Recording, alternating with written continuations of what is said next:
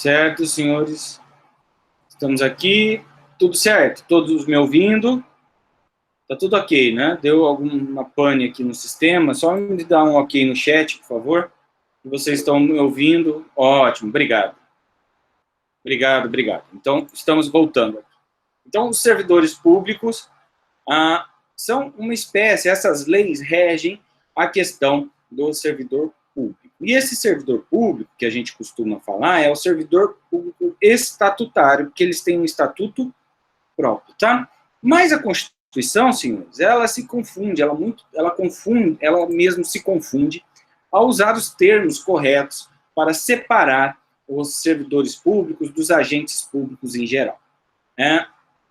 Nós temos aqui servidores públicos, às vezes a Constituição se refere apenas a pessoas que prestam serviços com vínculo empregatício à administração pública direta e indireta, ora em sentido mais amplo, incluindo a administração pública indireta e até as pessoas que prestam serviço sem vínculo empregatício. Nós vamos entender o que é isso aqui. Mas, o que nós temos de importante, e eu vou pedir até que vocês estejam com o caderno aí possível, e anotem, é que nós temos uma série de... a gente tem um vocábulo mais específico que a doutrina trouxe nos cursos de direito administrativo em geral. Para quê? Para estabelecer uma diferenciação entre esse servidor público colocado na Constituição, que às vezes traz muita confusão por ser genérico, e trouxemos aqui a caracterização do agente público. Tá? Então, agora, a partir de agora, nós vamos utilizar essa palavrinha aí, escrevam no seu caderno, agente público. A gente vai utilizar isso como gênero, ou seja, como o maior grupo que dentro dele se impõe várias outras espécies de servidores públicos, de agentes públicos em geral. Isso é importante por quê? Porque a primeira coisa que a gente tem que entender, vamos ver se já está aqui no nosso slide, é o conceito de agente público. O agente público, então, é gênero, tá, senhores? Agente público é a maior classificação que nós podemos ter. Dentro dela é que nós vamos ter as espécies que a gente vai estudar ponto a ponto, tá? Então, a primeira coisa que a gente tem que entender é que quando a gente fala em agente público, estamos falando em agente público assim definido como pessoa física, ok? Então, de Pietro classifica assim, ó, agente público é toda pessoa física que presta serviço ao Estado e às pessoas jurídicas da administração indireta. Então, agente público é toda pessoa física que presta serviço ao Estado e às pessoas jurídicas da administração indireta. O que isso quer dizer? Senhores, que toda vez que a gente tem uma pessoa física, eu, você, qualquer um, que exerce uma atividade que vai ser realizada em nome de um ente público, em nome de um ente da administração pública direta e indireta, nós estamos agindo na forma de agente público. E aí, a gente pode entender que é todo aquele que exerce função pública, não importando o vínculo. Que vínculo? Se esse vínculo é empregatício, se esse vínculo é de mandatário, se esse vínculo é obrigacional, imposto, e assim por diante. Então, nós temos, nem mesmo a remuneração é uma garantia de classificação de agente público, porque existem, sim, agentes públicos que exercem essa função de agente público sem nenhuma remuneração. Daí você pode me perguntar, como que isso é possível, professor, né? Um agente público fazer isso sem nenhuma remuneração. Não só isso é possível, como isso é muito comum a cada 2 anos. Então, lá, o mesário da eleição, não sei se alguém aqui já foi mesário da eleição, rogo a Deus para que não tenha sido, né? Porque se você foi uma vez, provavelmente vai ser chamado a vida inteira, né, assim, brincadeira. Mas, de fato, quando você é mesário na eleição, você tem alguma dúvida que você está prestando um serviço público? Você tem alguma dúvida que você está exercendo uma atividade para a administração eleitoral, para a administração pública? De maneira nenhuma, né? Então, nesse caso, quando você é mesário, obviamente, você está exercendo o papel de agente público. Então, notem, exercido o papel de uma prestação de serviço público por uma pessoa física, nós temos aqui a consideração de agente público, tá certo? Esse agente público, senhores, ele não tem importância o vínculo, tá? Ele pode ser até temporário, como é o caso, por exemplo, dos mesários, né? Ou de forma permanente, remunerado ou não, tá? Dentro dessa questão de agente público, a gente tem o agente público como gênero, né? Como o maior grupo de pessoas físicas que exercem atividades para o Estado ou para a administração pública, direta ou indireta. Dentro dessas espécies de agente público, e aí eu vou pedir para que você coloque, faça um organograma aí no seu caderno e coloque no meio, faz de conta que eu estou escrevendo na lousa. Vocês colocam lá em cima, no meio, agente público. E já puxa uma flechinha aqui para a esquerda, ó, e já escreve aqui o primeiro deles, os agentes políticos. Do ladinho assim, você já coloca servidores públicos. Mais à direita, militares e, por fim, particulares em colaboração com o poder público. Tá certo? Então, aqui, senhores, agentes políticos são os primeiros da nossa classificação. Antes de mais nada, até agora, me respondam aqui no chat, alguma dúvida do que é agente político como gênero, que vai ter várias espécies? Agente público, perdão, como gênero, que vai ter várias espécies? Tá? Eu pergunto para vocês, uma pessoa jurídica, concessionária de serviço público, a pessoa jurídica, a rede SEMAT, ele é um agente público? Ou agente público são as pessoas físicas que prestam o serviço público ali dentro? Então, na realidade, seriam as pessoas físicas que prestam o serviço público ali dentro.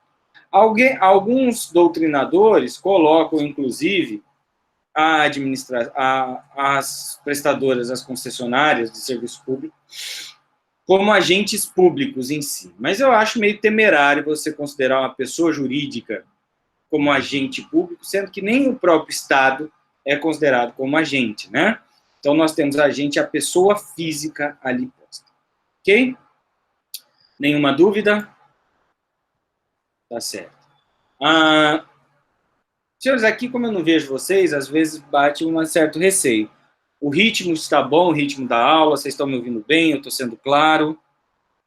Querem que alterem alguma coisa, mudem os slides, alguma coisa assim? Então, tá bom, estão me entendendo? Ok, se qualquer dúvida, pode perguntar, tá? Obrigado, senhores. Então, agentes políticos, o que são agentes políticos? Então, o nome aqui já estabelece um bom começo de entendimento, né? São agentes políticos. A primeira coisa que vem à mente de vocês, quando falamos em agentes políticos, de fato, vocês vão estar certos. Quem são os agentes políticos? São os políticos eleitos, tá, senhores? Então, tenham isso em mente no primeiro momento. Então, quem vai ser agente político assim definido?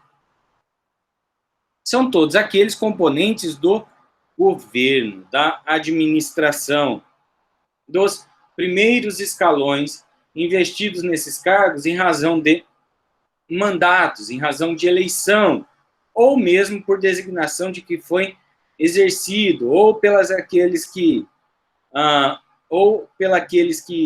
têm atribuições constitucionais. Então, olha, o Meirelles, já na Maria Zanella de Pietro, citado pela Maria Zanella de Pietro, dá essa definição aqui.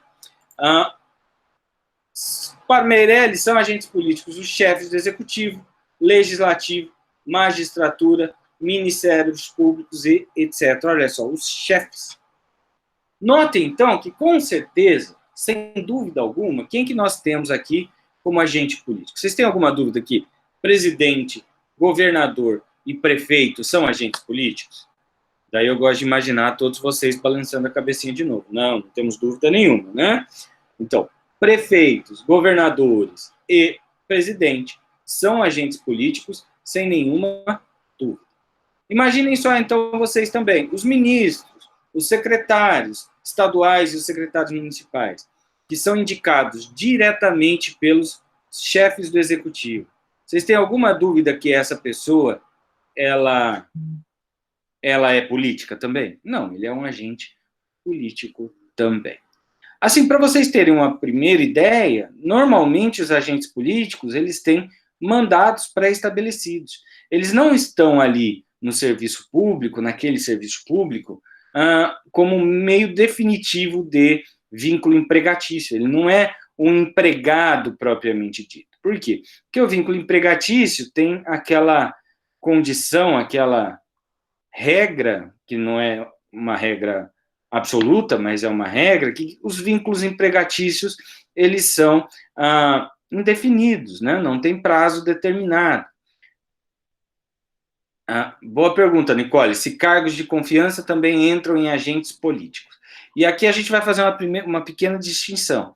Nós temos cargos de confiança que são, sim, de agentes políticos. Quais cargos de confiança? Os principais cargos de confiança que nós temos. Quais deles? Os ministros, os secretários, todos esses cargos são colocados por nomeação.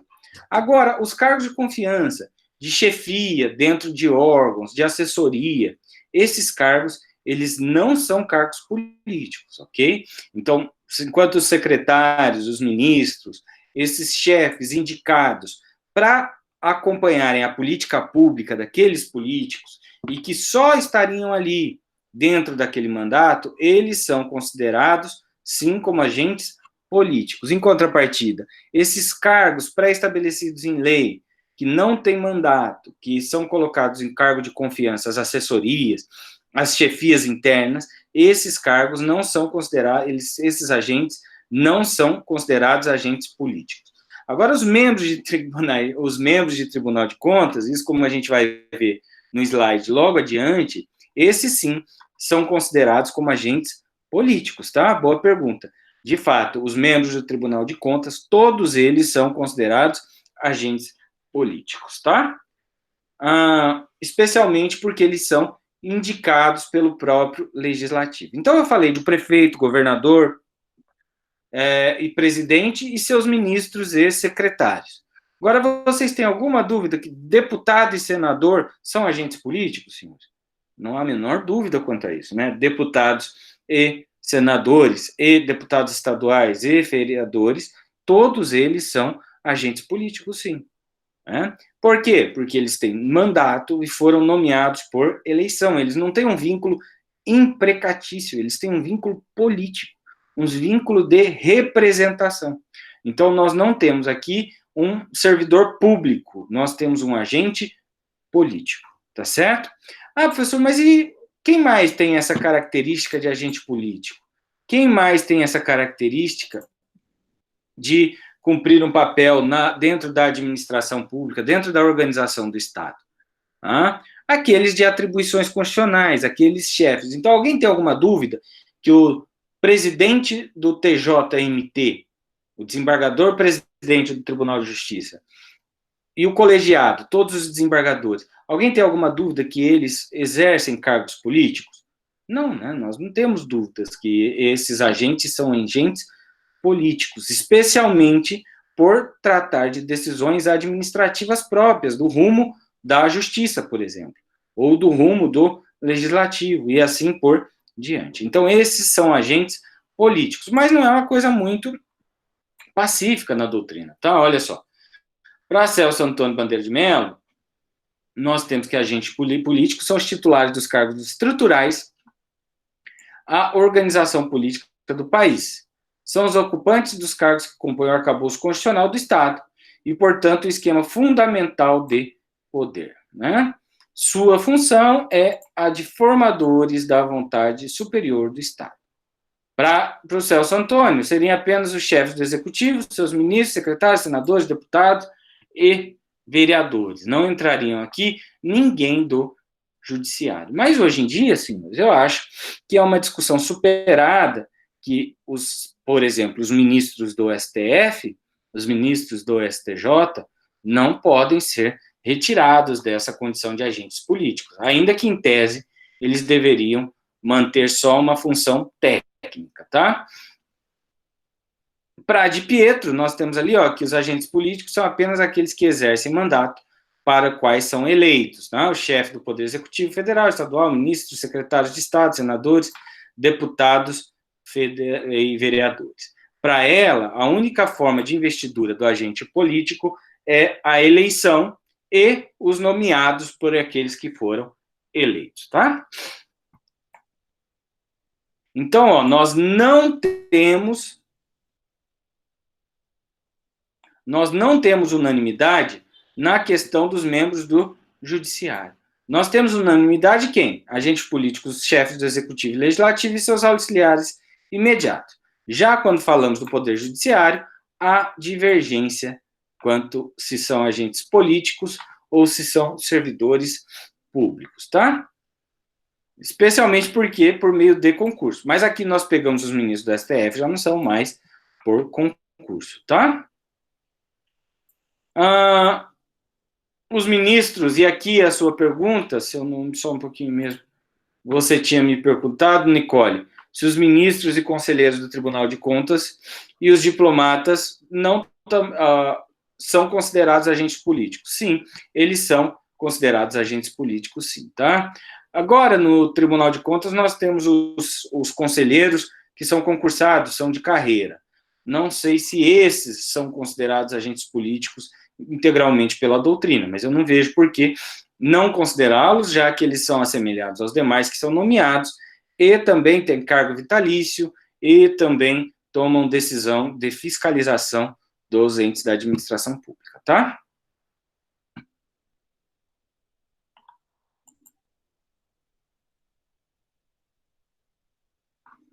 Alguma dúvida até aqui, senhores?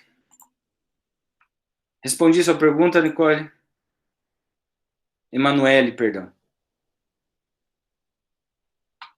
Quanto ao Tribunal de Contas, eles são, sim, agentes políticos. Mais alguma dúvida, alguém? Então, senhores, o regime jurídico do agente político, o regime jurídico do agente político, o que é regime jurídico? Como é que funciona que ele exerce esse cargo? Nós já vimos aqui, de forma clara e absoluta, que esse agente político normalmente tem um mandato, ou normalmente ele é colocado em razão de alguma previsão constitucional ou legal.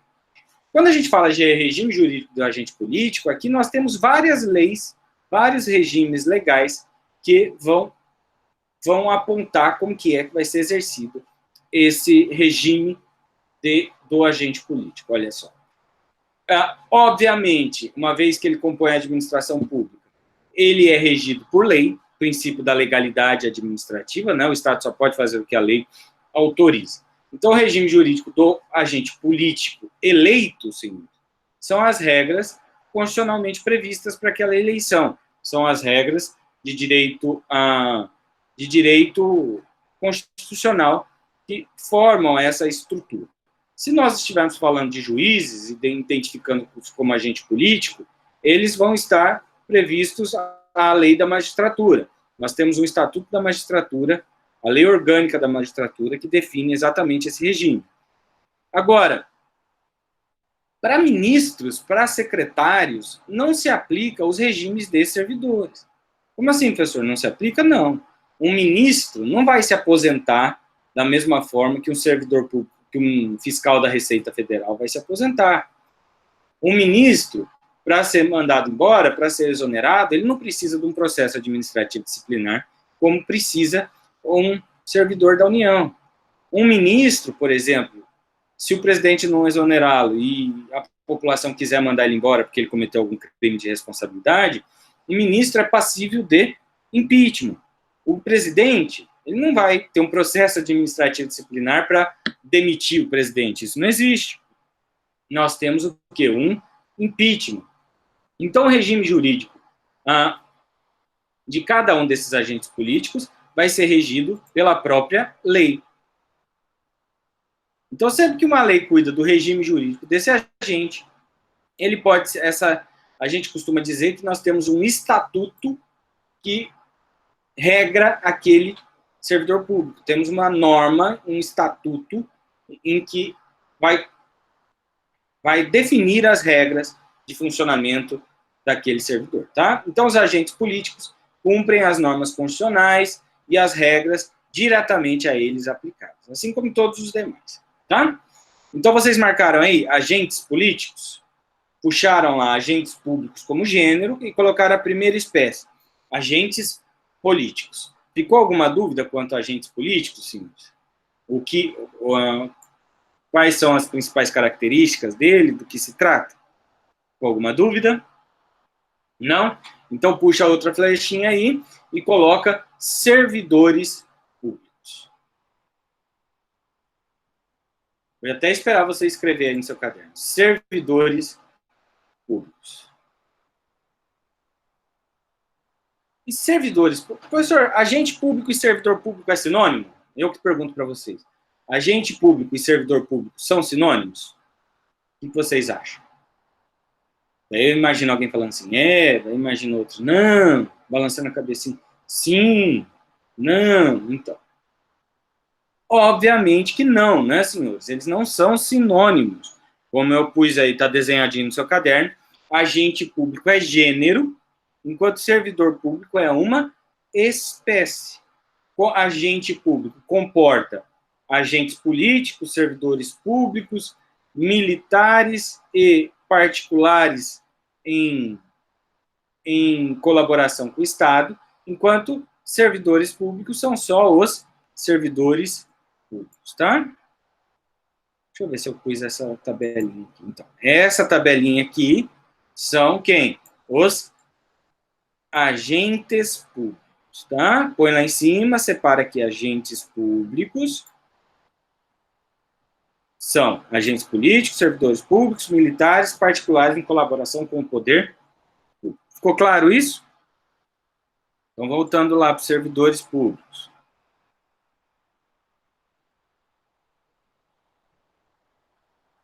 Estão vendo aqui? Então, qual é o grande lance do servidor público, senhores? Servidores públicos são todos aqueles, e a gente pode entender o servidor público como uma espécie dividida em subespécies. Então, você já fez aí o seu quadrinho, pôs lá, agentes públicos, puxou uma flechinha para agentes políticos, agora você vai puxar uma flechinha para servidores públicos, e embaixo de servidores públicos, você já puxa umas 3 flechinhas, que a gente vai ver subespécies de servidores públicos. Mas qual é a grande regra do servidor público, senhores? A regra para o servidor público é essa aqui, ó. Então, o servidor público é aquela pessoa física que vai prestar serviço ao Estado e as entidades da administração pública indireta. E aqui é o grande lance, ó, com vínculo empregatício e remuneração paga pelos cofres públicos. Notem, então, que aqui nós temos um vínculo empregatício. É uma grande coisa, professor. O que isso quer dizer, vínculo empregatício? É um vínculo de trabalho. Então, aqui nós temos uma relação sinalagmática, uma relação de contraprestação, onde o servidor público exerce uma atividade, realiza um trabalho dentro da administração pública e, em troca, recebe uma remuneração. No caso dos servidores públicos, senhores, essa remuneração ela tem que ser paga pelos cofres públicos, tá? Por quê? Porque ele tem um vínculo empregatício direto. E quem é considerado servidor público? Então, no primeiro lugar, de forma clara, todos aqueles que prestam serviço ao Estado e à administração pública indireta, autarquias, fundações, mas também, senhores, existe a equiparação, e note, é uma equiparação parcial a servidores públicos, aquelas pessoas que trabalham dentro das prestadoras de serviço público. Nossa, professor, então o empregado da rede SEMAT é servidor público? Não, ele não é. Em alguns casos, ele vai ser equiparado. Como assim? Como assim, em alguns casos, ele vai ser equiparado? Suponhamos, olha só que interessante, suponhamos que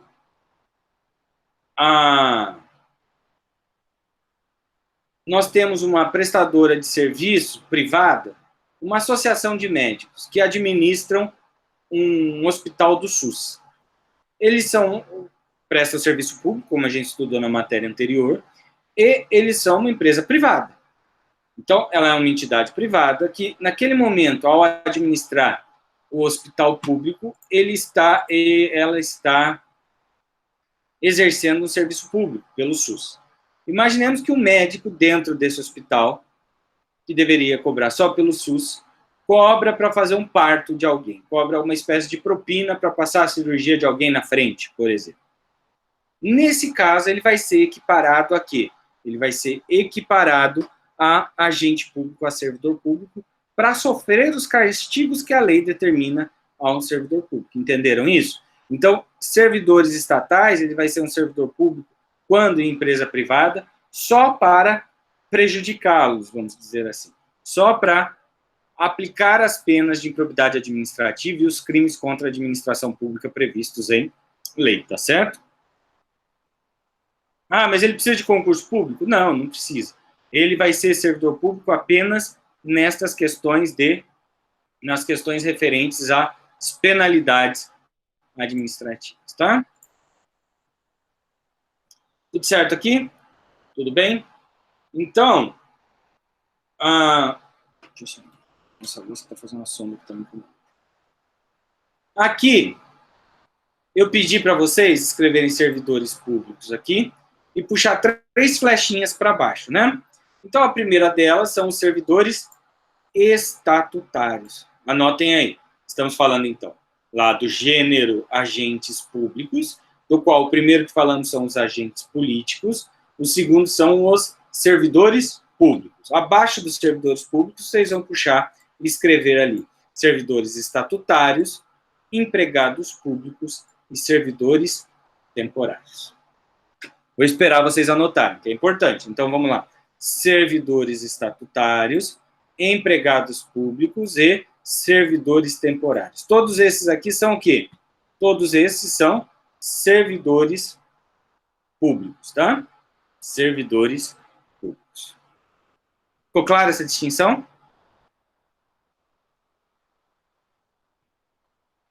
Então, até 1998, senhores, isso aqui não é muito importante para nós, porque como já passou 20 anos disso aqui, essa discussão do regime único já foi superada, tá? Hoje nós temos, dentro da questão estatutária, que nós não temos mais a diferenciação entre regime estatutário e regime seletista. É possível hoje a contratação até por carteira de trabalho para servidor público. Só que nesse caso, o servidor público, quando ele é contratado por carteira de trabalho, ele não vai ser chamado de servidor estatutário, mas sim de empregado público, tá? Temos categorias que só podem, como são cargos públicos, elas só podem ser contratadas no regime de servidor estatutário. Então, professor, está falando isso aí, mas eu não entendi a diferença. Qual que é a diferença entre um e outro? Por que que isso é importante? E a gente vai ver com mais calma que os servidores estatutários, senhores, são aqueles concursados para um cargo público definido em lei, eles têm uma série de benefícios. Quais benefícios, por exemplo? Muitos de vocês devem estar falando já assim, estabilidade.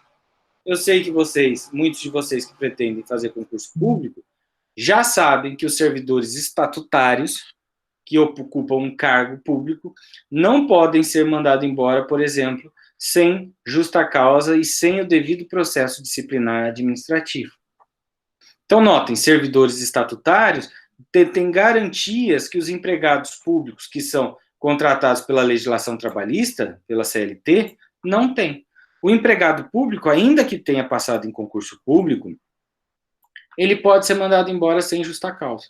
Sério, professor? É uma discussão grande hoje na jurisprudência, mas o TST decidiu já de forma definitiva que os empregados públicos podem ser mandados embora sem justa causa. Quer ver? Vou separar aqui para vocês a súmula que fala isso. TST, empregado público. TST, demissão de empregado público. Olha aqui, vou pegar aqui.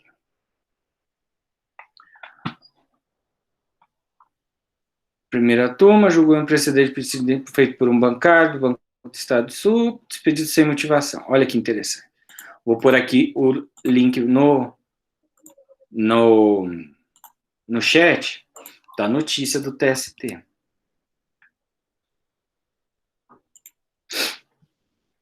Então, olha só, o TST fala que empregado público, que ainda que tenha sido contratado por concurso público, ele pode ser mandado embora sem justa causa. É o que aconteceu, inclusive, agora com a Petrobras. Há um tempo atrás foi demitido um monte de empregado lá da Petrobras que tinha sido contratado por concurso público e foi demitido sem justa causa.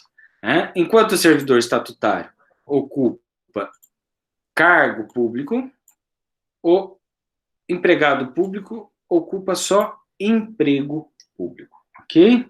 Ah, professor, mas quem é que pode, depois dessa mudança de regime aí, quem é que pode ser contratado por CLT, por exemplo? Qualquer um. Dá para contratar um delegado pela CLT? O que vocês acham? Dá para contratar um juiz pela CLT?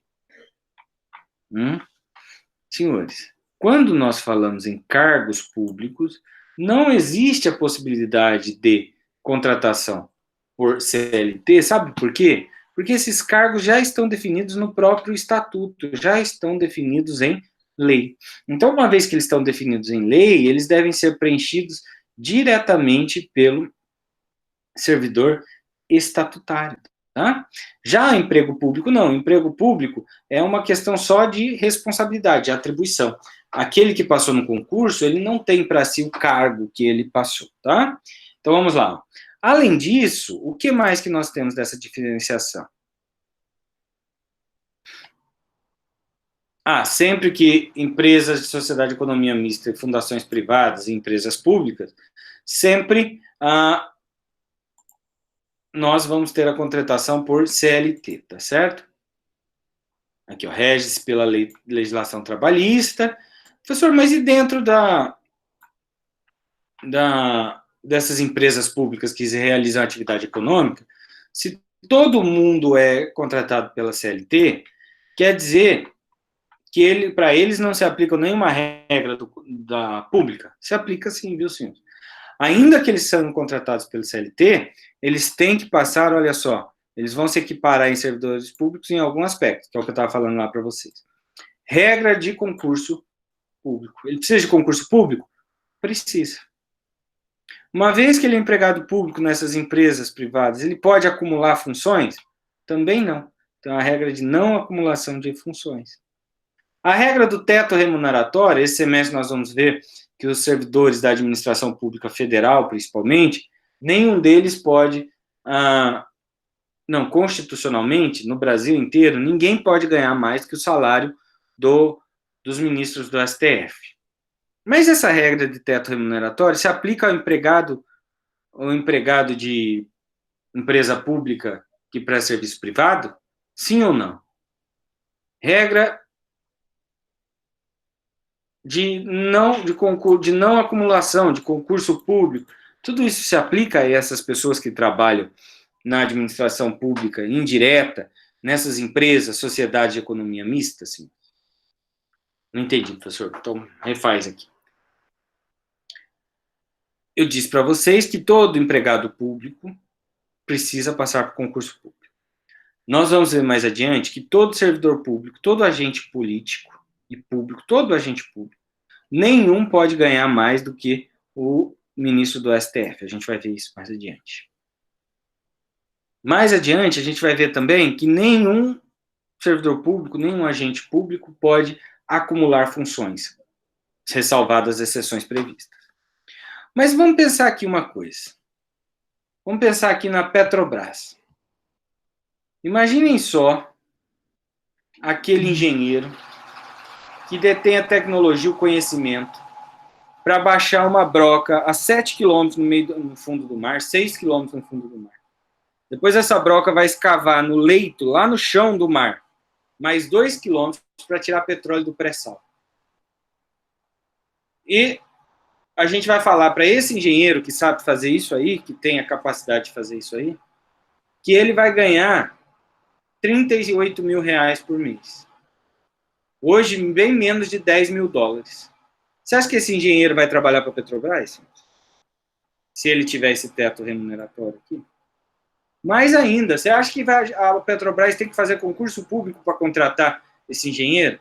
Quantos engenheiros no mundo sabem fazer isso aqui, senhores? Então, notem, existem cargos dentro dessa empresa que, quando não são, e isso é importante, quando eles não são remunerados, quando o salário dessas pessoas não forem pagos com verbas públicas, ou for de grande especialização, não se aplica o teto remuneratório. Então, o teto remuneratório desse engenheiro vai ser qual? Não vai ter teto remuneratório. Ele pode ganhar 50 mil dólares por mês? Pode. Se a folha de pagamento for paga integralmente pelo lucro da Petrobras. A partir do dia que a Petrobras tiver prejuízo, tiver só prejuízo e o governo tiver que colocar dinheiro público para pagar a folha de pagamento, daí nós já teremos o estabelecido o teto remuneratório. Entenderam essa diferença? E como tinha dito para vocês, quem é contratado pela CLT se assemelha, ainda que empresa privada, se assemelha ao servidor público estatutário na questão de improbidade administrativa, ou seja, sanções administrativas, no caso da lei de penal dos crimes contra a administração pública. Também estão sujeitos a remédio constitucional, tá certo? Aquilo que eu disse para vocês, que o empregado público, ainda que a doutrina defenda que é necessário um processo administrativo, o TST, como eu mandei o link para vocês aí de 2019, não reconhece a necessidade de processo administrativo para mandar embora. Pode ser mandado sem justa causa. Ok?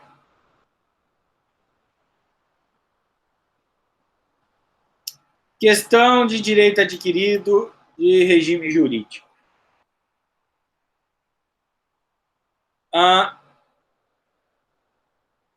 Senhores, olha que interessante. Enquanto que os servidores públicos estatutários são regidos pela norma, eles não têm direitos adquiridos pré-estabelecidos. Então, na verdade, eu nem vou entrar nessa discussão, porque essa discussão é muito técnica, referente à aposentadoria, nada que vá para esse momento, a gente precisa se aprofundar tanto aqui nessa discussão, tá?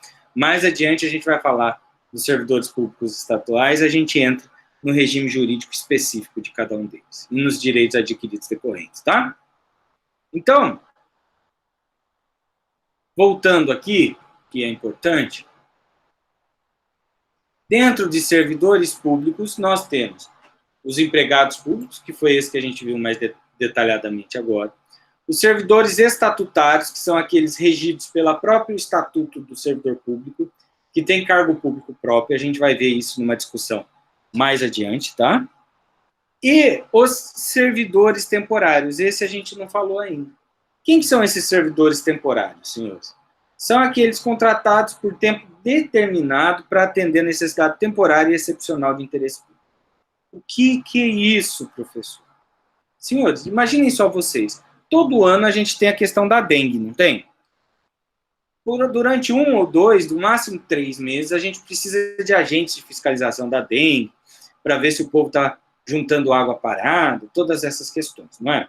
Imagina o tanto de pessoas, o tanto de fiscais da dengue que são necessários para fiscalizar um bairro grande, como o CPA, por exemplo. O Cristo Rei, imagina. É um grande número de pessoas. Imagina se a gente tivesse um concurso público e essas pessoas ficassem contratadas ali naquele período em que houvesse a escassez de dengue. Então, na época da chuva, as pessoas vão lá, trabalham e depois elas ficam em casa. Como é que vai fazer? Por conta disso, senhores, não se faz, por conta dos custos disso, não se faz um concurso público para cumprir essas necessidades temporárias. Além disso, senhores, muitas vezes nós temos necessidades excepcionais. Imaginemos aqui, vamos pensar numa escola pública. Numa escola pública, faz sentido nós termos os professores concursados, isso faz sentido, eles são contratados, eles são os professores, correto? Agora imaginemos aqui que essa escola pública tem 25 professores.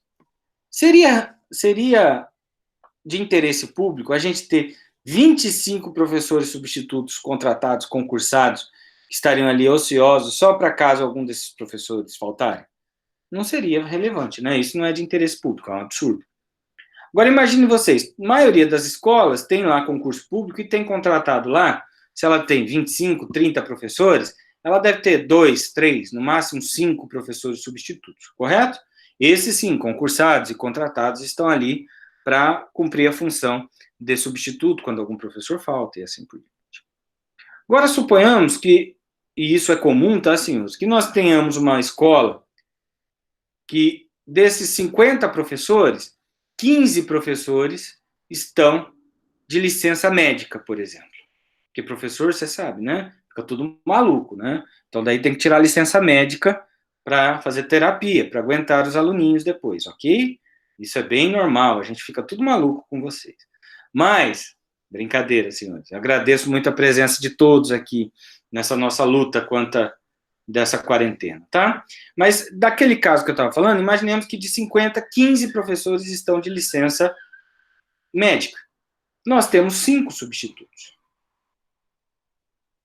É autorizado que seja contratado um servidor temporário exatamente para cumprir essa necessidade temporária e excepcional de interesse público? Sim, perfeito. Então, nós temos os servidores estatutários, esses concursados e detêm cargo público. Nós temos os empregados públicos, esses são concursados, mas são contratados pela CLT e têm emprego público. E nós temos os servidores temporários, tá certo? Que esse não precisa de concurso público e são contratados pela CLT também, só que em regime especial. Outra coisa importante que eu não falei, que aqui, olha, deixa eu até pegar a decisão do STF. O STF, até hoje, deixa eu achar aqui.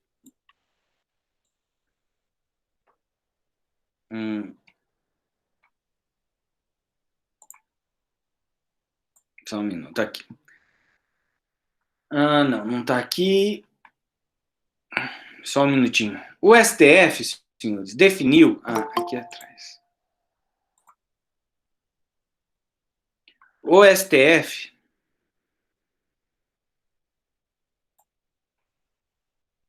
Só um minuto que eu vou achar o slide que eu vou falar para vocês.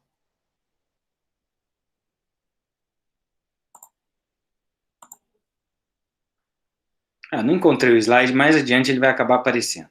O que o STF definiu? Que o regime único, a União, os entes da administração pública, eles podem contratar tanto no regime estatutário quanto no regime da CLT. Então, ele pode tanto contratar pelo regime do concurso público com a nomeação, quanto pelo regime da CLT. Mas o STF já decidiu o seguinte, que as atividades de serviço público fim, ou seja, qual que é a prestação de serviço público da Receita Federal? É o fiscal que fiscaliza o pagamento do tributo, não é? Isso aí é uma atividade meio ou é uma atividade fim? Não, é uma atividade fim. Ele está lá só para prestar serviço público. Nesses casos, o delegado de polícia, ele está lá só para prestar o serviço público de inquirição penal, de processo penal, de prisão. Nesses casos, senhores, nós só podemos contratar pelo regime estatutário. Agora, as atividades meio, por exemplo, as secretárias, os secretários, o almoxerifado, segurança, limpeza, tudo isso não é atividade direta da prestação de serviço. Tudo isso é o quê? Tudo isso é atividade de apoio à prestação de serviço. Nessas atividades de apoio à prestação de serviço, daí sim, nós temos a possibilidade de contratação pela CLT, tá certo? Ok? Deixa eu ver aqui.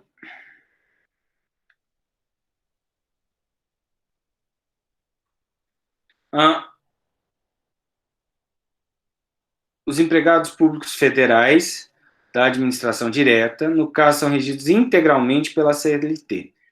Você já respondeu aqui a pergunta, Emanuele.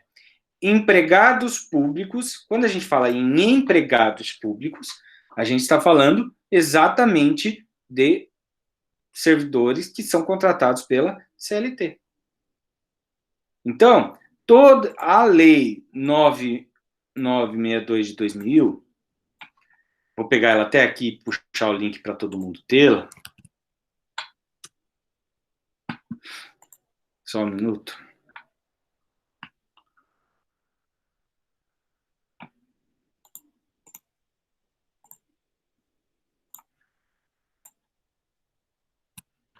Para quem quiser acompanhar, é essa lei aqui, tá? Essa lei, ela vem reger exatamente como é que vai ser essa contratação. Olha só, cargos públicos de provimento em comissão, submeter a regime de que trata essa lei.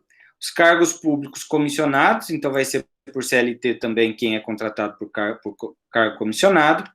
E, olha só, deverá ser precedido de concurso público, tal, por prazo indeterminado, somente nas seguintes hipóteses: prática de falta grave, dentro das enumeradas, necessidade de redução de quadro pessoal por excesso de despesas, insuficiência de desempenho, acumulação ilegal e prática de falta grave.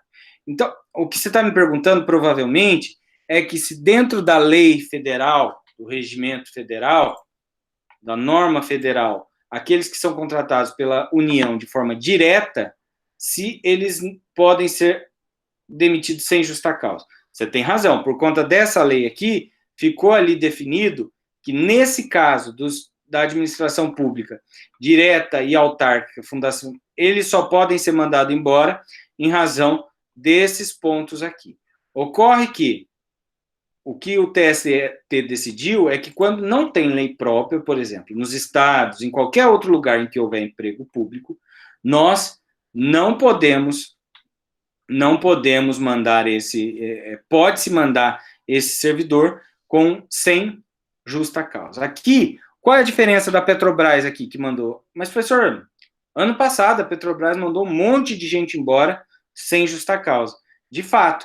Mas é que se a gente pegar nessa lei, vocês vão ver aqui, ó, que o pessoal admitido para emprego público, direto e autárquico, está aprovado a legislação naquilo que a lei não dispuser em contrário, fala que os cargos públicos de provimento em comissão, foi vetado, e os cargos públicos de provimento em comissão, para emprego público, tal, somente será rescindido da administração pública nas seguintes, por ato literal da administração pública, nas seguintes hipóteses. Exclui-se as contratações da autonomia de gestão de que trata, tal. Notem que aqui ele não fala sobre, ele se resume apenas aos prestadores de serviço público. Nos entes privados, isso aqui não se aplica, porque só fala da administração autárquica e fundacional. Não se fala das sociedades de economia mista e das empresas públicas. Então, olha só, Emanuele, os empregados públicos federais aqui, eles são regidos integralmente pela CLT, não podem ser demitidos sem justa causa, só nos casos da administração pública direta e autárquica. Então, lá na Petrobras, na Caixa Econômica, no Banco do Brasil, sim, eles podem ser mandados embora sem justa causa, tá certo? Ficou claro essa diferenciação? Todos eles devem ser admitidos, empregados públicos devem ser admitidos nos termos desta norma aqui, tá certo? Alguma dúvida? Respondi sua questão? Então, dentro da nossa linha, só um minutinho. Ok. Dentro da nossa linha aqui,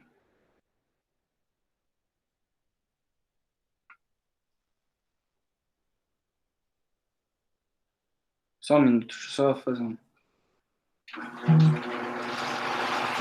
Dentro dessa nossa linha, eu pedi para vocês colocarem lá em cima agentes públicos, agentes políticos, servidores públicos, abaixo de servidores públicos, nós temos os servidores estatutários, os empregados públicos e os temporários. Uma coisa interessante quanto aos temporários. Temporário, sim, só é atualizado quando for uma questão essencial e urgente de interesse público. Estado do Mato Grosso, eu não sei se vocês se recordam, mas teve um problemão aqui. Nós tínhamos milhares de servidores públicos contratados, os tais dos contratados, que eram temporários. E era um absurdo, porque já tinha sido feito concurso público e não chamava os concursados e mantinham os contratados lá, que faziam um lobby gigantesco, né? Imaginem só vocês. Nós tínhamos na SEMA um período lá em que grande parte dos servidores eram temporários. Só que eram temporários que já estavam lá 2, 3 anos, né? Que tipo de temporário é esse, né? Que está lá de forma definitiva. 2010 teve um grande concurso no estado do Mato Grosso para todos esses cargos. E em 2014 iam vencer esses cargos todos. E o que aconteceu em 2014? Entraram na justiça. E o que teve que fazer? Teve que mandar embora todos aqueles contratados e nomear todos os concursados. Porque era um absurdo, sem tamanho, aqueles temporários que eram mais definitivos do que temporários, tá certo? Então, dentro da nossa classificação, agentes públicos, puxa uma flechinha, agentes políticos, servidores públicos, abaixo servidores públicos, servidores estatutários, empregados públicos e servidores temporários. E agora, lá em cima, do lado de servidores públicos e agentes políticos, você coloca militares. Os militares, senhores, eles têm o mesmo vínculo empregatício, eles prestam serviço da mesma forma, mas eles são regidos por um arcabouço jurídico totalmente diferente. Nós temos um ramo do direito que estuda somente o direito militar. Nós temos uma justiça específica militar. Então, a gente não considera os militares dentro da discussão de direito administrativo. Então, ele só serve de classificação dentro dessa questão de agentes públicos, mas ele tem um regramento próprio. Quem são os militares? As Forças Armadas, Marinha, Exército e Aeronáutica. E por conta de ajuste, por conta de determinação constitucional, a Polícia Militar e o Corpo de Bombeiros Militares, das 3 esferas de governo, tudo que for militar, é considerado como força auxiliar das Forças Armadas e é regido por um regime militar também, tá? E apesar deles terem aqui, olha só, o vínculo estatutário, lei própria dos militares, remuneração paga pelos cofres públicos, eles têm as mesmas vantagens aos servidores e vantagens decorrentes dos direitos sociais do trabalho, né? 13º, salário, família, férias, uma série de questões. Tem o teto limitado, tá? Também não pode exercer acúmulo de funções, mas ele tem grandes diferenças. E quais são elas? Para você ter uma ideia, senhores, as questões disciplinares dentro do direito militar, elas são muito diferentes. E notem que existem pessoas que até discutem se essas questões disciplinares dentro da organização militar, se ela é constitucional ou não. Mas viu? Porque a Constituição faz essas exceções. Por exemplo, se você comete uma infração administrativa e é um servidor público, você vai sofrer ou uma advertência, ou uma suspensão, ou a demissão do seu cargo. Já o militar não, senhores. O militar pode ser preso por conta de uma infração administrativa disciplinar. Uma infração disciplinar. Ele pode ser preso por vários dias, sem o devido processo legal. Olha só, já vai ser executado diretamente, sem o devido processo legal, por conta da forma disciplinar posta pela lei militar. Então, é bem diferente, tá certo? E, por fim, nós temos os particulares em colaboração com o poder público. Põe lá do lado dos militares, não embaixo, do lado. Particulares em cooperação com o poder público, tá?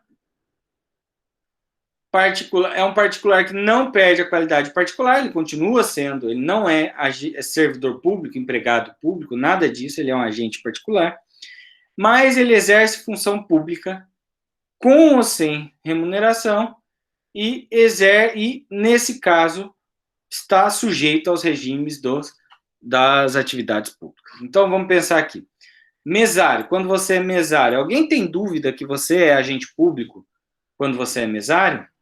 Dono de universidade privada. Alguém tem dúvida que o dono da universidade privada, quando emite o seu histórico escolar, quando emite o seu diploma, ele está agindo com fé pública e está prestando um serviço público, uma atividade pública?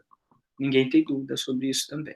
Então, notem, há particulares que, no exercício da sua função, no exercício daquela função naquele momento, estão colaborando com o poder público e, por conta disso, são considerados agentes públicos. Então, olha, 3 categorias principais, segundo a de Pietro.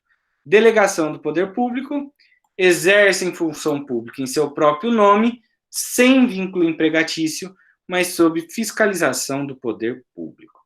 Normalmente, a remuneração é paga pelos usuários. Então, exemplos clássicos. O mais conhecido de vocês, dono de cartório. Alguém tem dúvida que cartório presta serviço público, senhores?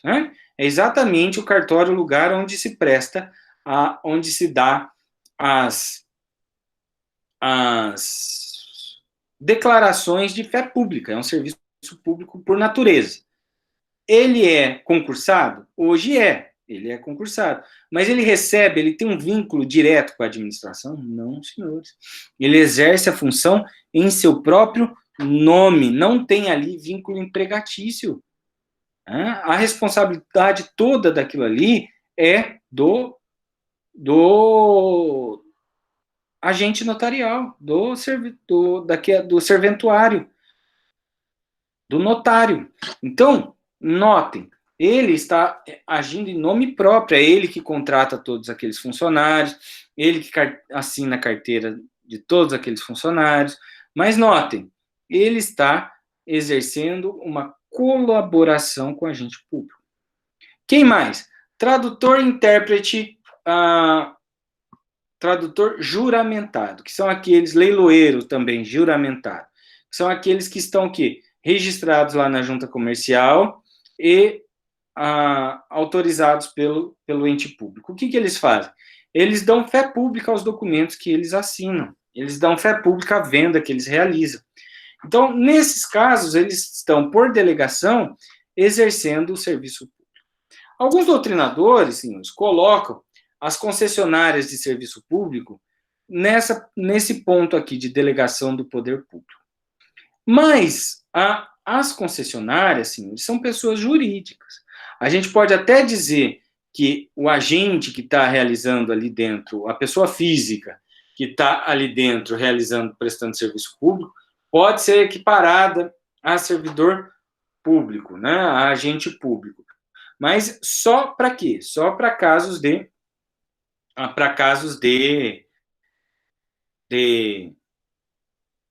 penalização, né, de sanção administrativa ou sanção penal, se for o caso, tá? Mas aqui, todos eles, o regime de exercício dessa função é o regime privado, tá, senhores?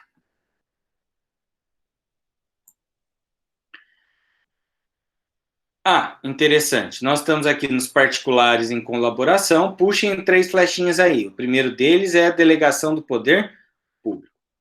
O segundo é requisição, nomeação ou designação. Quem que são esses aqui? Eles exercem a função pública, normalmente sem vínculo empregatício e, em geral, sem remuneração.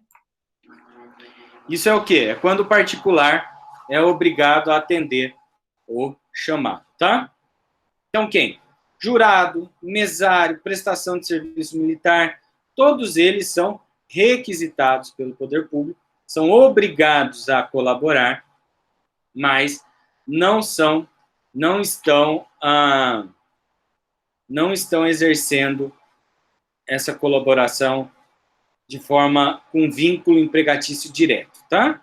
E, por fim, esses gestores de negócio, que muitas vezes também são considerados agentes públicos honoríficos, tá?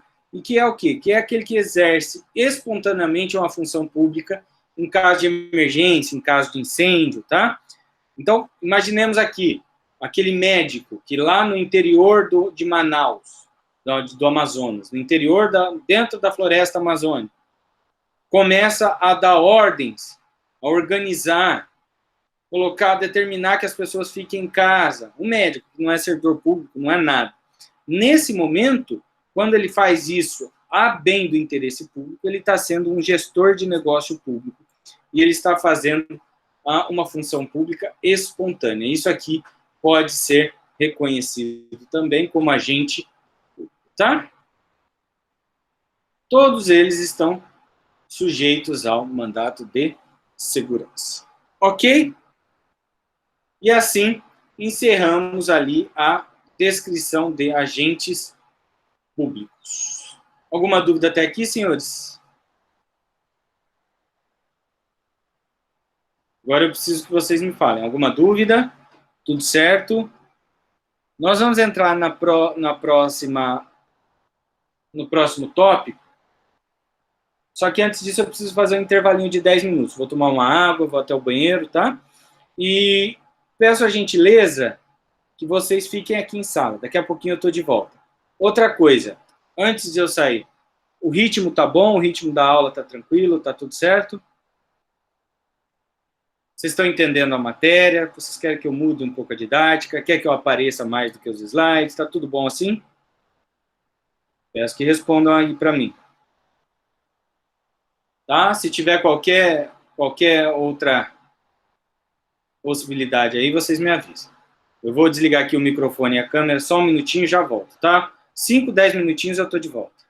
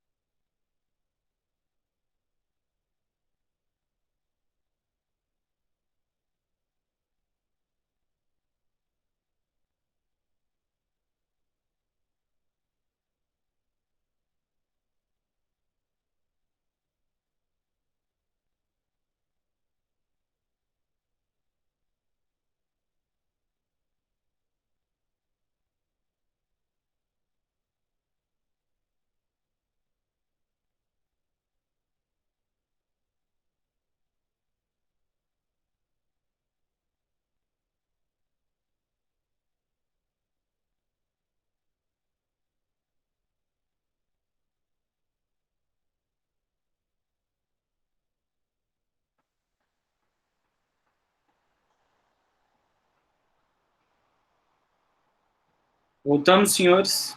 Então, encerramos a questão. Todos estão me ouvindo bem? Está tudo certo? Imagem, som aqui está ok. Os slides estão disponíveis aqui.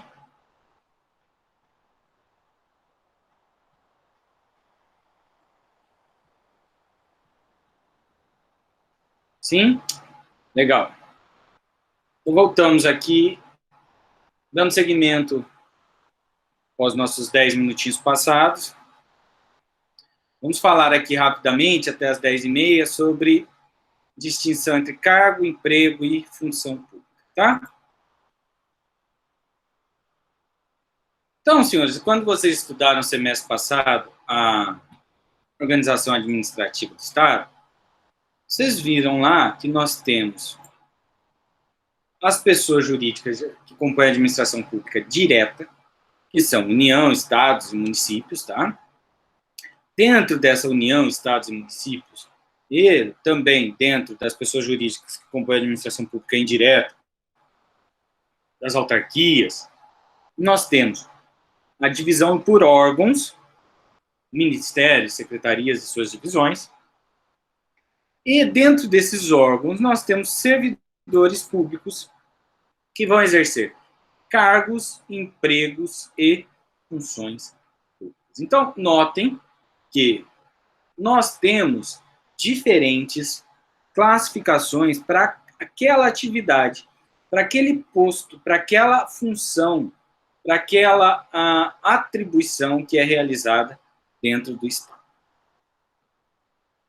Quando nós vamos diferenciá-las, a gente vai escrever aí no caderno 3 pontos para que vocês se recordem. Emprego, aí pula aí umas 3 linhas, cargo e função, pulando todas as suas 3 linhas. Emprego, senhores, quando falamos de emprego público, nós estamos falando de uma questão de CLT.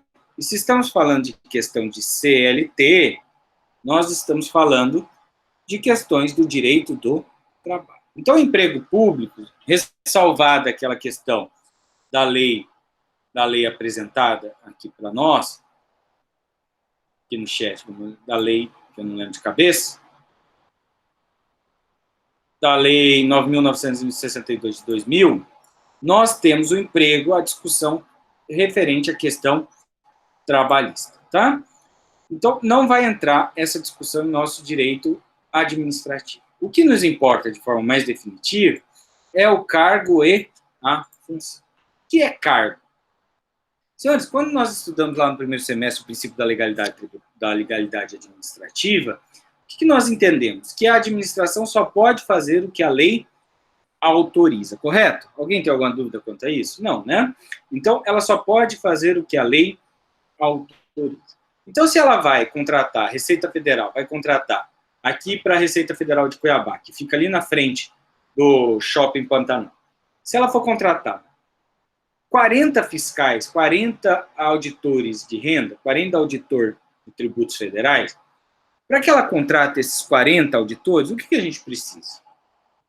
A gente precisa de uma lei autorizando, né, senhores? A gente precisa de uma lei criando os cargos para esses 40.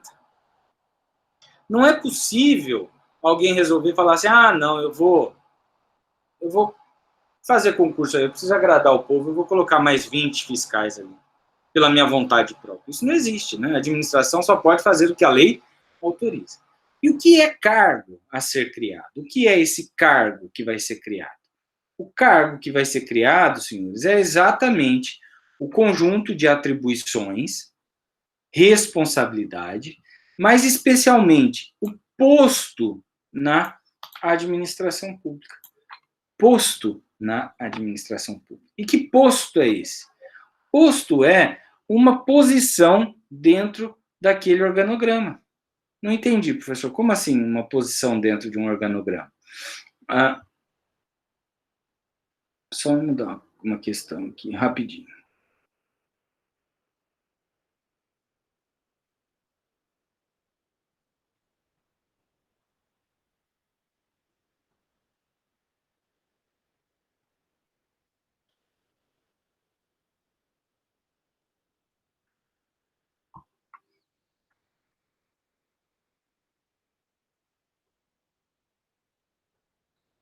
Só que, pronto. Então, esse posto dentro da administração, ele é o quê? Ele é exatamente o local onde se encontra aquele centro de conjunto de atribuições e responsabilidade. Professor, não entendi nada. Eu vou colocar aqui um link para vocês, deixa eu até pegar ele aqui. Vai estar aí no organograma.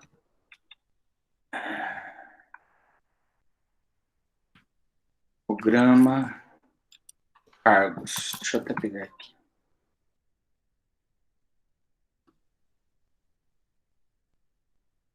Deixa eu pegar aqui e ver se eu acho um de ente público.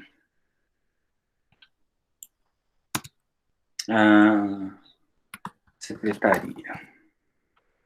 Vou colocar aqui. Organograma de cargos e funções. Achei um aqui. Deixa eu só ver como que ele está aqui, o tamanho dele aqui, se está legal, para vocês verem. Aqui. Isso aqui é um organograma. Deixa eu pegar o link aqui, copiar. Vou colocar no chat de vocês o link, tá? Se vocês olharem aí, esse organograma, ele é o organograma de Secretaria de Educação do Distrito Federal. Vocês veem que nós temos aqui a distinção em órgãos.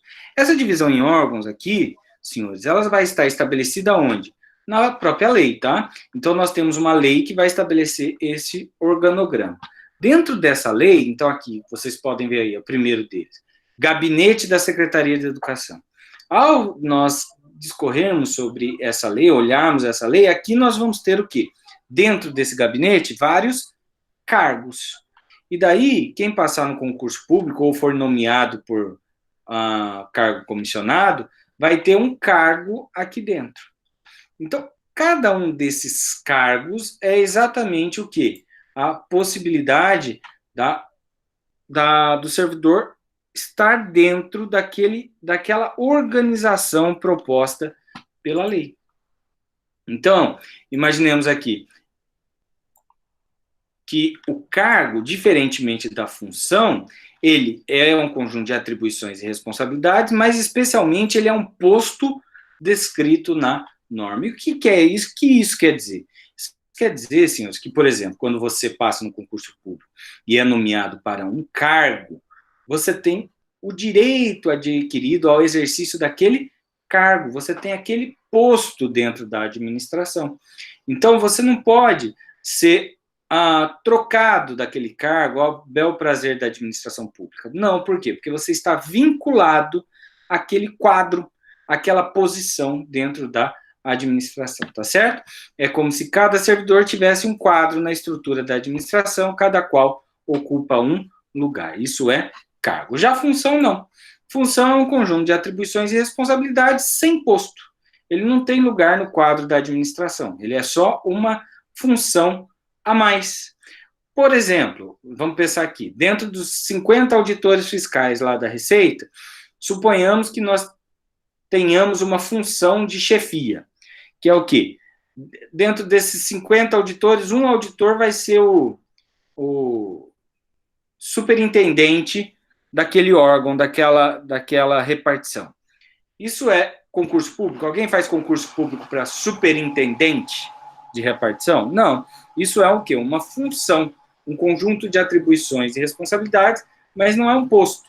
Ele não tem um lugar no quadro da administração, um lugar posto por lei, um lugar admitido por concurso público. Tá certo?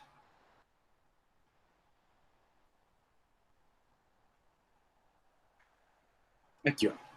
Artigo 37, exige concurso público para cargo e emprego público. 37.2 da Constituição.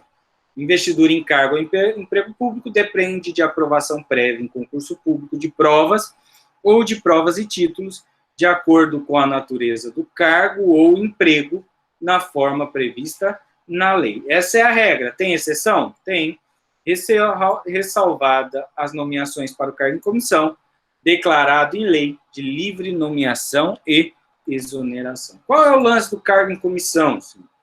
Professor, qual é o nome do cargo? O que é cargo em comissão? Cargo em comissão, senhores, é um cargo que a Constituição autorizou que existisse. Para quê? Para que o chefe, para que aquela pessoa que detém a competência para preencher esses cargos, possa ter uma série de assessores, uma série de colaboradores próximos que vão agir conforme o entendimento dessa autoridade, que vão agir dentro da confiança dessa autoridade. Professor, eu não entendi. Vamos pegar aqui o exemplo que hoje está na moda do ministro da Economia, tal do, nossa, sumiu o nome, Paulo Guedes, ministro da Economia. Ele tem uma série de ideias próprias, não tem? Ele tem uma política a ser aplicada, ele tem uma série de ideias próprias. E, para que esse plano que ele pretende propor, ele precisa de uma série de competências, de pessoas que detêm competências que ele julga necessária para colocar, para fazer valer a política que ele pretende. Alguém tem dúvida disso? Isso é bem claro, né? Agora, imaginemos que ele não pudesse escolher essas pessoas. Por quê? Porque deveria colocar gente que passou no concurso público. Alguém garante que os aprovados em concurso público, os servidores estatutários efetivos que lá estão, alguém garante, ele pode ter certeza absoluta, que esses servidores têm a mesma ideia do que ele, é capaz de fazer valer o plano que ele pretende colocar nos cargos chaves, nos cargos essenciais? Não. Então, a Constituição, prevendo esses casos, falou assim, olha, vão existir casos em que é necessário que o detentor desses cargos, ou a autoridade desse cargo, coloque pessoas de confiança. Isso é a parte bonita, tá, senhores? Estou te excluindo a parte de colocar parente, de colocar apaziguado, de colocar os cabides de emprego aí da vida. Estou falando da parte justificável, tá certo? Então, os cargos em comissão, os cargos de confiança, eles existem exatamente para que a autoridade possa preencher um certo número de posições com pessoas que tenham o mesmo plano político, plano de ação do agente da autoridade competente. Ficou claro isso? É para isso que existe cargo em comissão. E para isso, seria inviável eu fazer o quê? Seria inviável eu abrir um concurso público para isso. Então, por conta disso, a Constituição autoriza a nomeação sem concurso público. Só que, senhores, esse servidor, essa pessoa em cargo de comissão, só vai ser justificada ela estar ali sem concurso público enquanto ela de fato for de confiança da autoridade. A partir do momento que a autoridade não tem mais interesse, ou não tem mais confiança, ou acredita que pode ter uma pessoa melhor do que aquela, ela também pode exonerar, sem nenhuma justificativa, aquela pessoa que está em cargo comissionado. Tá certo? Então, ela é de livre nomeação e livre exoneração. Alguma dúvida até aqui? Alguma dúvida, senhores? Tá, então vou dar seguimento. Cargo é a denominação dada à mais simples unidade de poder e deveres estatais a serem expressos por agente. O ocupante de cargo público, e aqui estamos falando do cargo público federal, tá? O ocupante de cargo público tem vínculo estatutário. E o que são vínculos estatutários?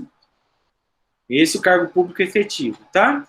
É aquele vínculo estipulado por lei. São cargos criados por lei. No caso da União, é a Lei 8.112, que nós vamos começar a estudar a partir da próxima aula, tá? Confere denominação própria, define atribuições e fixa a remuneração. Tudo isso aqui já vai estar descrito na lei.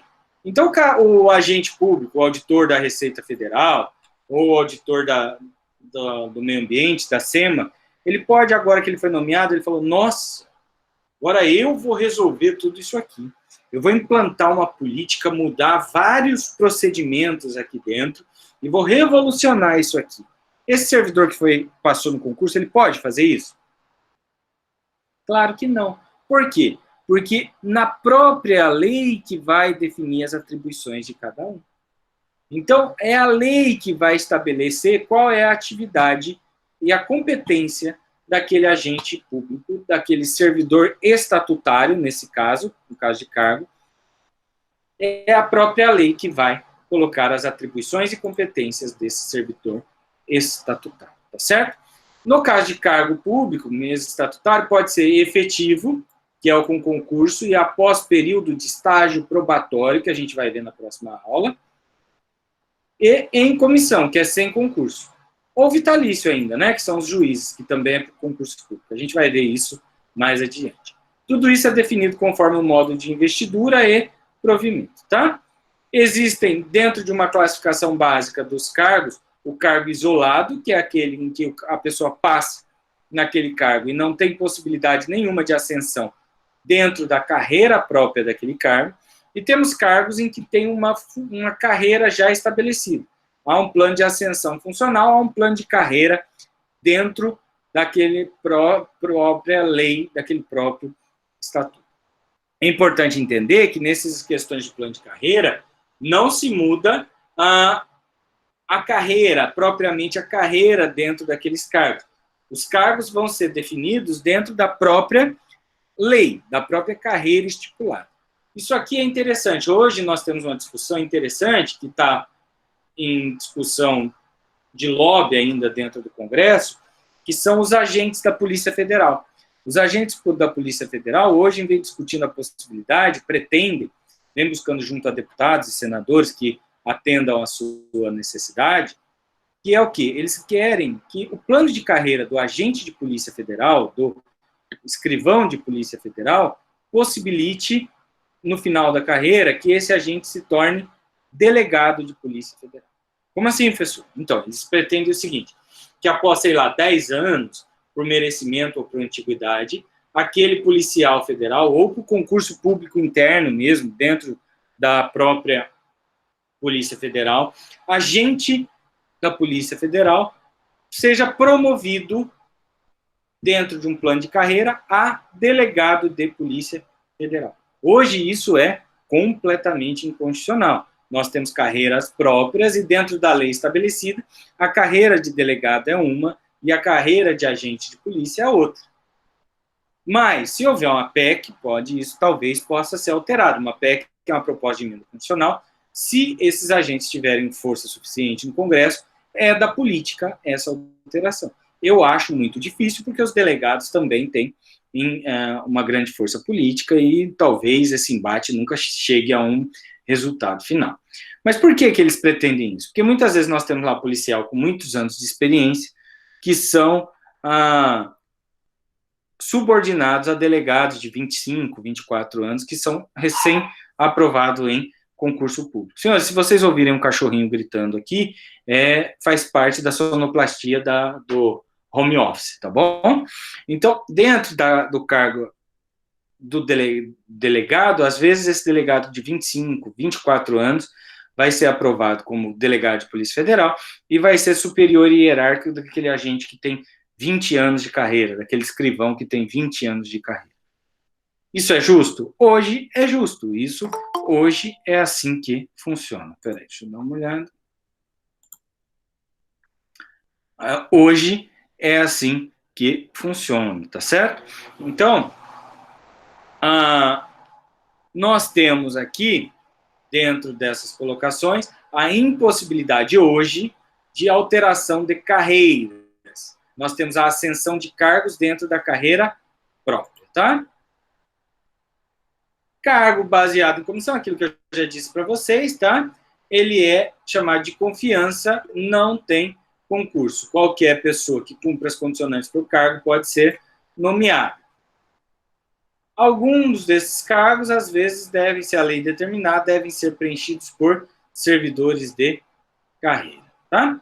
Como eu falava para vocês, o emprego público é aquele cargo que não é um cargo, tá? Ele não tem um cargo público, ele só tem emprego público, ele tem vínculo contratual da CLT. Então, a a emenda constitucional possibilitava a opção sempre por cargo ou emprego público, mas, como eu disse, o STF afirma que só pode adotar o regime de emprego público para função subalterna e temporária e para atividade meio, tá certo? Função é um conjunto de atribuições às quais não corresponde um cargo ou emprego. Então, é aquela possibilidade onde o agente público exerce funções que não são um cargo, são contratados. Então, ela pode ser em duas situações: os contratados temporariamente, para as necessidades urgentes, e os ocupantes de função de confiança. Note, função de confiança não é a mesma coisa do que cargo de confiança. O que é função de confiança, professor? Função de confiança são direções, funções de direção, chefia e assessoramento, e que devem ser preenchidas essas funções para quem? Para quem já tem cargo efetivo. Não entendi, professor. Então, é aquele exemplo que eu dei anteriormente. Não tem lá o chefe de repartição dos agentes, dos auditores fiscais, o chefe da seção de fiscalização dos auditores fiscais. Ele tem que ser um auditor fiscal de cargo efetivo, concursado? Tem, sim. E ele vai ser esse chefe como? Por meio de uma função de confiança. Os superiores hierárquicos dele vão a ele dar o quê? Uma função de confiança que vai ser somada. Vai ser uma função, atribuição e responsabilidade, que vai ser somada a um cargo já existente, que é uma atribuição, uma responsabilidade e um posto, tá? Obviamente, se ele vai ter uma atribuição e uma responsabilidade a mais, ele vai ter acréscimo em dinheiro para exercício dessa atividade. Entendeu o que é função de confiança? É diferente de cargo de confiança. Cargo de confiança, a própria lei já estabeleceu um cargo ali posto que vai ser dado por quem? Pela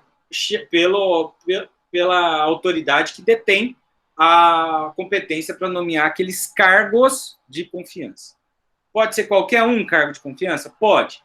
Excluindo a questão do nepotismo, qualquer um pode ser colocado no cargo de confiança. Já a função de confiança é o quê? A função de confiança é quando nós temos um cargo, um servidor estatutário efetivo, que vai ser colocado em uma função de chefia. Aí ele vai ter atribuições e responsabilidades. Nesse caso, a função de confiança só pode ser dada àquele servidor concursado, efetivo, com estabilidade. Tá certo, senhores? Alguma dúvida até aqui? Alguma dúvida até aqui?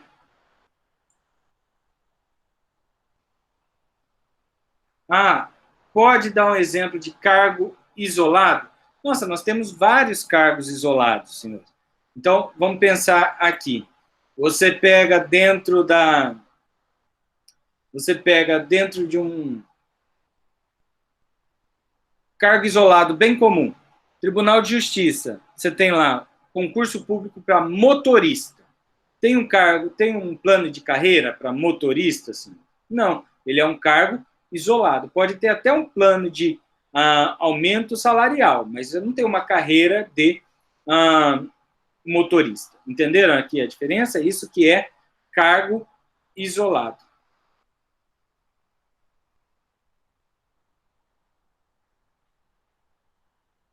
Os ocupantes, aqui, ó, a Bianca Castro está me perguntando, os ocupantes de cargo de comissão se enquadram em qual categoria de servidor público, tá? Esse ocupante de cargo em comissão se enquadra na categoria de servidor público de empregado público, porque os cargos de comissão, ele tem um regime da CLT. Isso é a regra geral? Não, tá, senhores? Isso vai depender da lei que estabelece cada um deles. Uma lei pode falar que o Estatuto dos Servidores Públicos, por exemplo, do Estado de Minas Gerais, pode estabelecer que o cargo, uma classe especial dos cargos em comissão? Poderia. Mas a regra geral, que se aplica de forma mais comum, é que os cargos comissionados são contratados pela CLT. Tá certo? E sim, daí seriam empregados públicos. nesse sentido de serem contratados pela CLT. Ok? Respondeu a sua pergunta? Agora, e aqui no TJMT? Daí a gente teria que olhar a lei do TJMT para ver em que o regime estatutário desses servidores e ver se eles são pela CLT ou por uma lei própria estabelecida para eles. Ficou claro? Senhores, e muito obrigado à presença de todos vocês. Tivemos um quórum alto de 33 alunos. Esclareço que enquanto estivermos em quarentena, nossas aulas serão assim, tá? Eu vou subir essa aula para o YouTube e disponibilizá-la lá no AVA. Peço a gentileza de convencer os colegas a participar das aulas, porque quanto mais pessoas participam das aulas e já têm o conhecimento desse momento, menos dificuldade nós teremos em repor essas aulas quando voltarmos. Imaginem só, repormos todas essas aulas de forma corrida, se vocês não tiverem assistido essas aulas aqui previamente.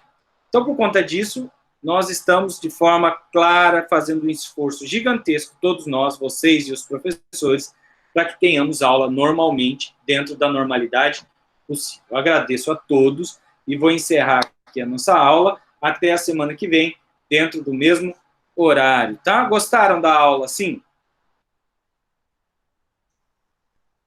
Digam aí para mim, vocês gostaram da aula? Sim.